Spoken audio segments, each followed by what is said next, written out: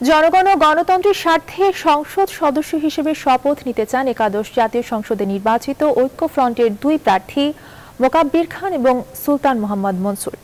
তাদের দাবি, শপথ নিতে নিজ দল গণফোরাম থেকে কোনো বাধা নেই।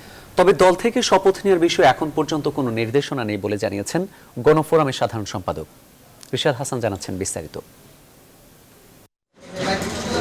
৭ মার্চ একাদশ জাতীয় সংসদে সংসদ সদস্য হিসেবে শপথ নিতে যাচ্ছেন মৌলভীবাজার ২ ও সিলেট ২ আসন থেকে নির্বাচিত গণফোরাম প্রার্থী সুলতান মোহাম্মদ মনসুর ও মোকাব্বির খান। রোববার সকালে টেলিফোনে কথা হলে সুলতান মোহাম্মদ মনসুর জানান, শপথ নেওয়ার পরেই কথা বলবেন গণমাধ্যমে।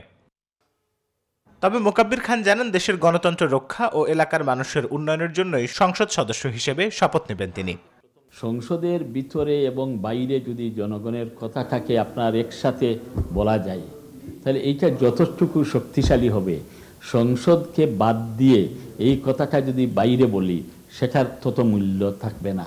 সুতরাং মানুষের আকাঙ্ক্ষাকে বাস্তবে আপনার সংসদে আপনার তুলে ধরার জন্যই তো আপনার সংসদে যাওয়া। ফ্রন্টের অন্যতম শরিক দল বিএনপির স্থায়ী কমিটির সদস্য খন্দকার মোশাররফ হোসেন মনে করেন, সংসদে এই দুই প্রার্থী শপথ নিলে ঐক্যফ্রন্টের ঐক্যে কোনো সমস্যা হবে না।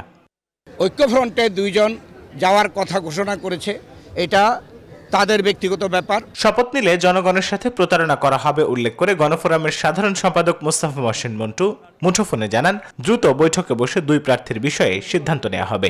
দলীয় সিদ্ধান্ত, আইনগত সিদ্ধান্ত যা নেওয়ার আমরা সেগুলি নেব পরবর্তীতে। জনগণের সাথে আমরা প্রতারণা করব না।